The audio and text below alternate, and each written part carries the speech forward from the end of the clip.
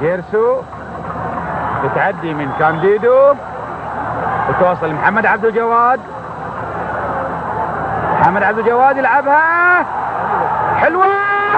جول جول جول جول جول جول. هي جول هي. سامي الجابر سامي الجابر سامي الجابر. واحدة سنتين علقنا كلنا سامي الجابر الحقيقة.